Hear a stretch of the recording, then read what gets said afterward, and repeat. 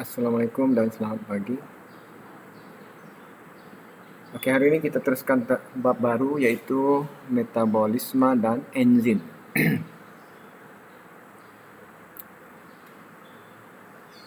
Oke, metabolisme ini mungkin baru bagi kamu.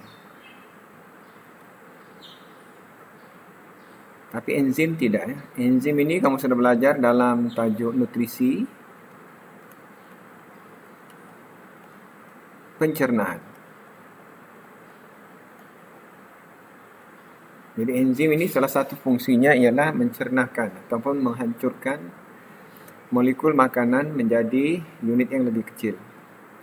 Oke, kita tengok metabolisme.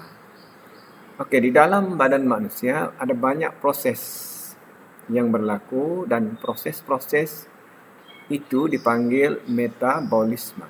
Contohnya, kita makan daging. Daging seperti yang kamu tahu adalah protein, yaitu polimer. Molekulnya besar, jadi bila besar tidak boleh masuk ke dalam sel. Jadi protein perlu dicernakan, yaitu dikecilkan, dipotong dia punya molekul menjadi unit asasnya ataupun kita panggil monomer yang kamu belajar sebelum ini. Yaitu asid amino. Barulah boleh masuk ke dalam, sebab seperti yang kamu belajar, membran sel adalah separah telak. Hanya molekul kecil yang boleh masuk ke dalam sel. Dan proses pencernaan itu adalah salah satu proses yang dipanggil metabolisme. Dari asid amino. Dari asid amino boleh disintesis. Sintesis ni hasilkan.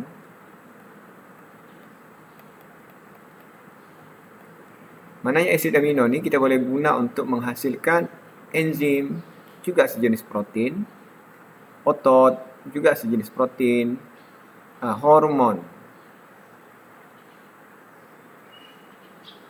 juga sejenis protein. Jadi maknanya ke depan ini bahan itu dipecahkan, ke sebelah sini pula bahan itu dicantum balik. Dan proses itu juga dipanggil metabolisme. Jadi kalau ada ikut takrif, metabolisme ini ialah sebarang tindak balas kimia yang penting untuk kehidupan, life sustaining. Maknanya kalau tindak balas itu berhenti atau ada masalah, maka akan ada menyebabkan kematian atau menyebabkan masalah tertentu.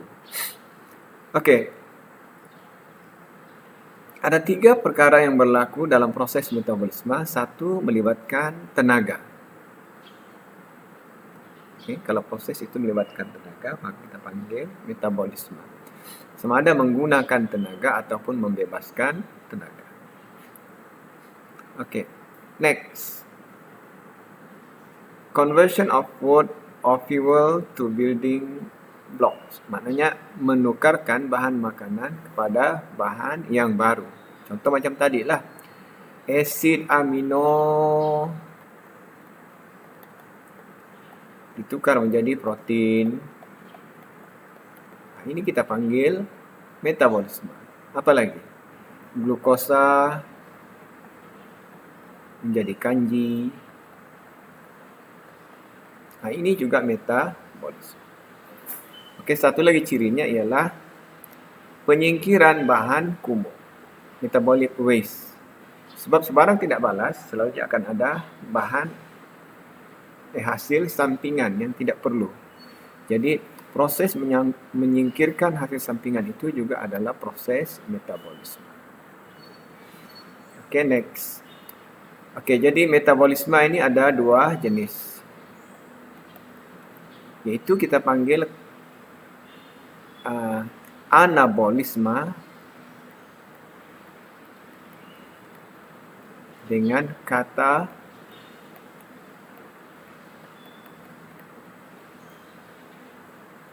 apa dia? Anabolisme ini. Membuat bahan baru. Kalau kamu tengok ini monomer ni. Ini polimer. Jadi untuk membuat bahan baru, tenaga diperlukan.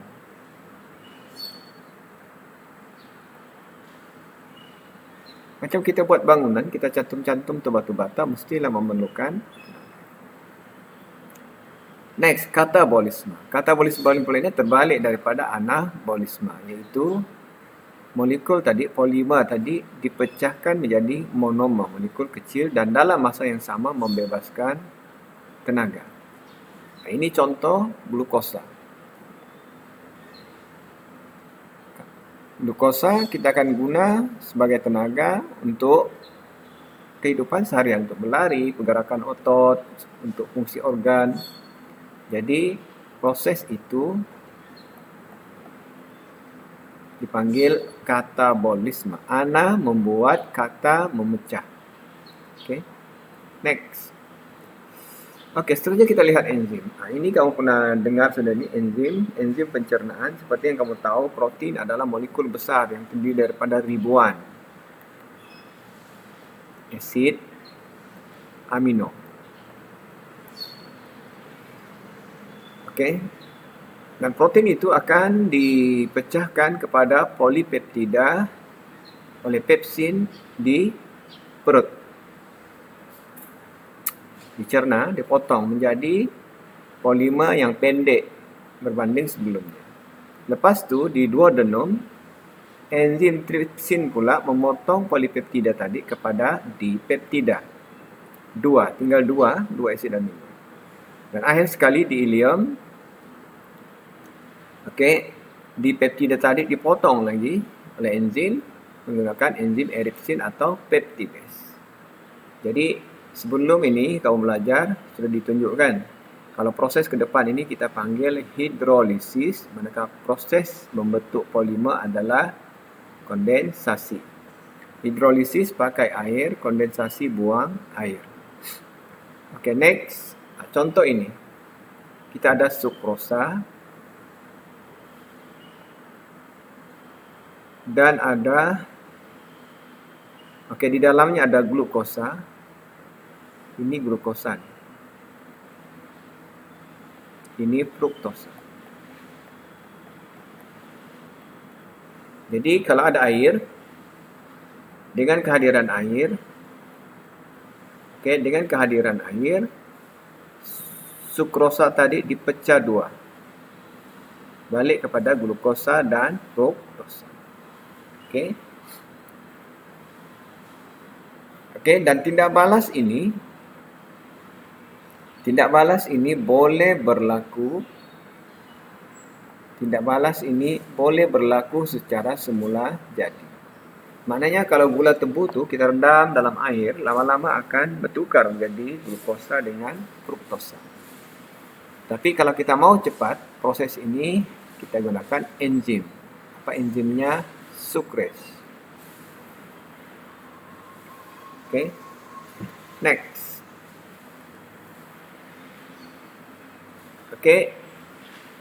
Apa dia enzim? Jadi enzim ini adalah makin organik. Maknanya makin ini bahan yang mempercepatkan tindak balas. Kenapa organik? Sebab enzim hanya dihasilkan oleh organisme itu. Jadi fungsinya ialah mempercepatkan tindak balas. Jadi katakan tadi, kita ada glukosa dengan fruktosa. Ada enzim, katakan enzimnya tadi tu, sukrase. Jadi enzim itu akan cantumkan dua molekul ini menjadi produk bahan baru yang kita panggil sukrosa. Jadi bahan itu kita panggil substrat. Bahan tindak balas itu dipanggil substrat. Dan substrat itu akan melekat pada enzim. Enzim akan bantu tindak balas dan menghasilkan produk. Kita tengok animasi.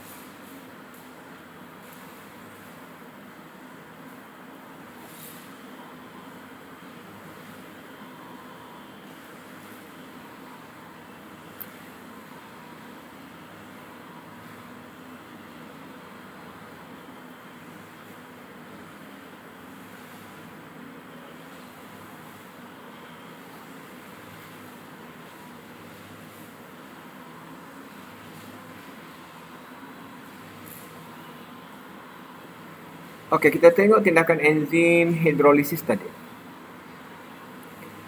Ini protein dipotong oleh enzim dengan bantuan air, dengan kehadiran air dan enzim. Potong lagi, potong lagi, akhirnya jadi asid amino. Okey, protein ini molekul rantai panjang polimer. Jadi fungsi enzim itu ialah mempercepatkan hidrolisis. Okey, sebab kalau ada air memang protein boleh hancur. Daging kalau kita lihat dalam air hancur. Okey. Okey, potong. Begitulah fungsi enzim. Okey, menukarkan molekul yang besar itu menjadi molekul kecil atau sebaliknya mencantumkan molekul-molekul kecil menjadi molekul yang lebih besar.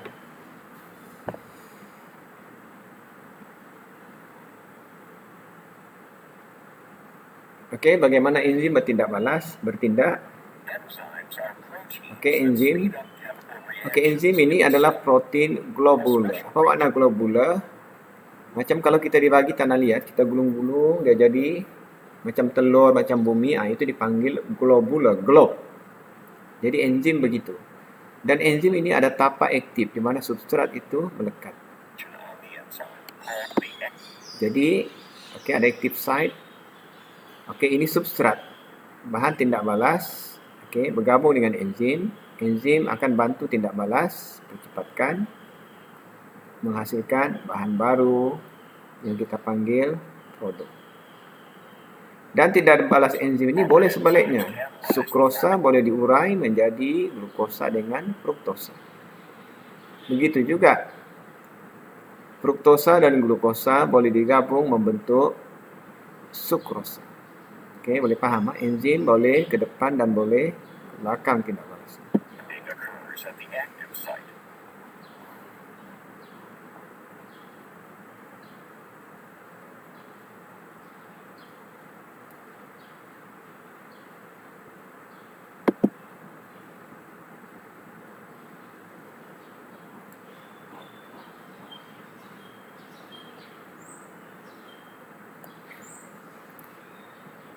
Okey, penamaan enzim. Macam mana enzim diberi nama? Senang sahaja.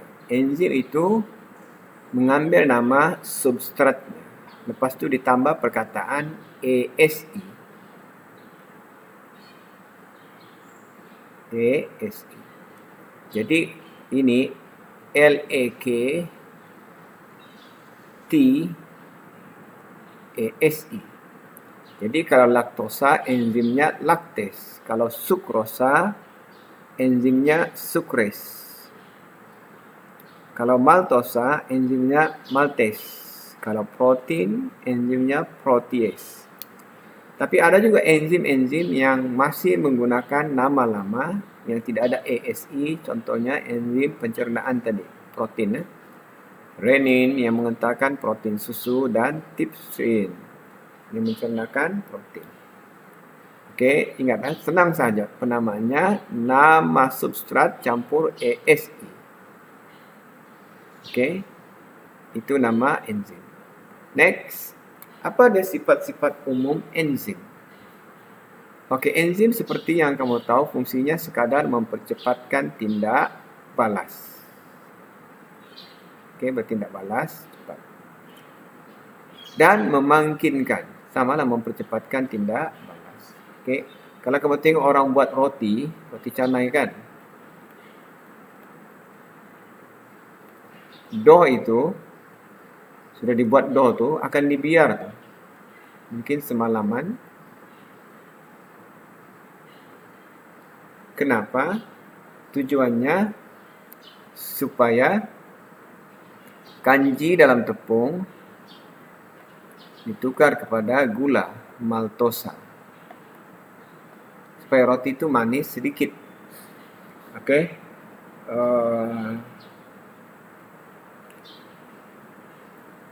Tapi proses itu boleh dipercepatkan kalau ada amylase ataupun air liur. Maknanya kalau roti itu diludah-ludah, campur air liur, cepatlah. Tidak payah letak semalaman. Okey, jadi enzim ini hanya mempercepatkan tindak balas. Tanpa enzim, tiada enzim pun tidak balas berjalan sebenarnya. Tanpa enzim tidak balas berjalan, cuma kadarnya perlahan. Oke, next. Sifat enzim ialah kekal tidak berubah. Sebelum dan selepas tetap sama. Jadi maknanya enzim ini kita boleh guna balik.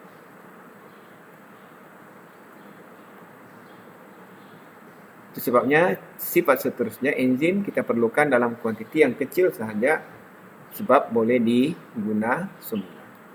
Kenapa? Sebab enzim tidak terlibat dalam tindak balas. Enzim hanya memungkinkan atau mempercepatkan tindak balas. Okay, next. Sifat umum enzim. Enzim adalah spesifik. Maknanya satu enzim, satu substrat. Jadi, kalau kita ada enzim laktase, kita tahulah enzim ini hanya bertindak kepada gula susu, laktosa. Kalau kita ambil tepung, letak laktase, tiada tindak balas. Kenapa? Sebab prinsipnya satu enzim, satu substrat. Enzim itu spesifik. Kenapa enzim spesifik? Disebabkan enzim itu ada tapak aktif. Okey. Nah, ini contoh. Enzim ini ada polimer, protein, molekul rantai panjang yang digulung-gulung. Macam kita ambil benang kan, kita gulung-gulung, buat macam bola-bola itu. Nah, itulah enzim. Dan di antara gulungan itu ada ruang. Ruang inilah di mana substrat tadi masuk. Itulah kita panggil tapak aktif. Tapak aktif. Okey. Jadi kenapa enzim itu spesifik? Kerana tapak aktifnya itu spesifik. Hanya khusus untuk substrat, bahan tertentu. Okey. Kadang-kadang enzim juga memerlukan bantuan. Dan pembantu enzim itu dipanggil sebagai kofaktor. Okey. Macam kita juga. Untuk buat satu tugasan, kadang-kadang kita perlukan orang. Jadi ada enzim memerlukan kofaktor. Kalau kamu tengok substrat ini,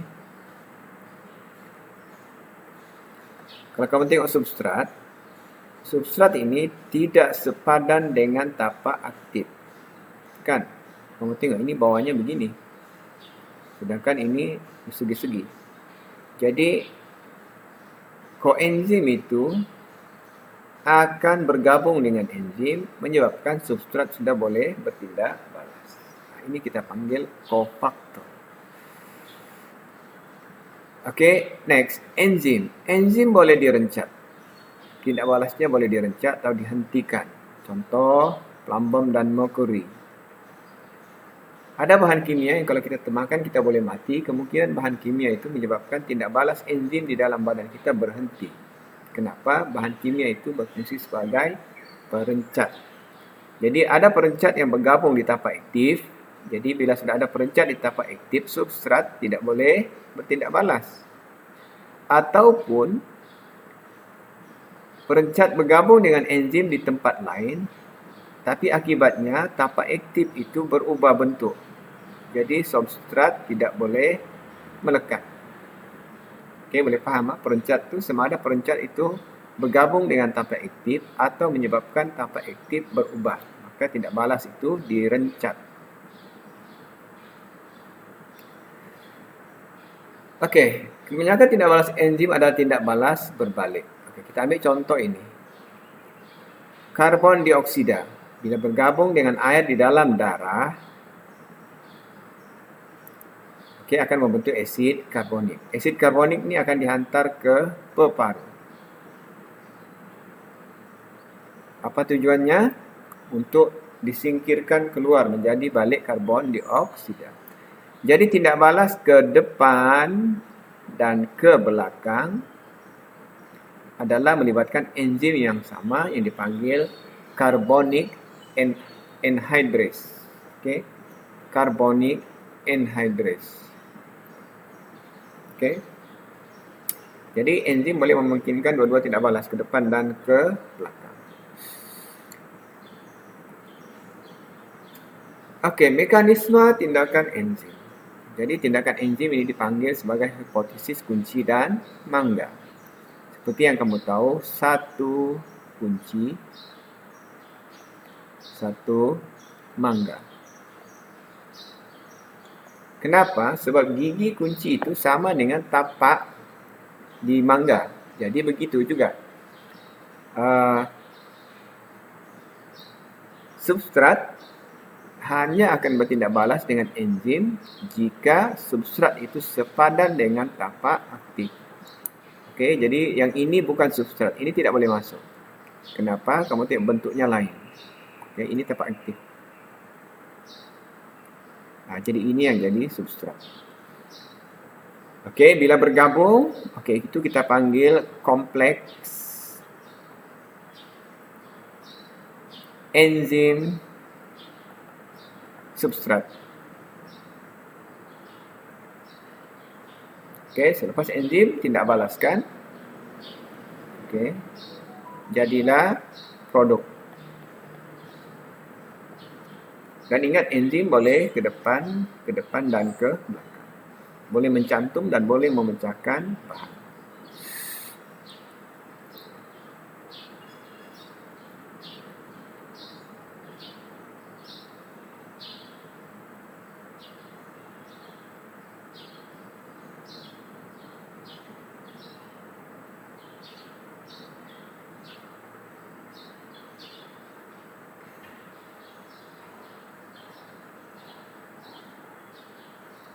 Okey, cukup di situ.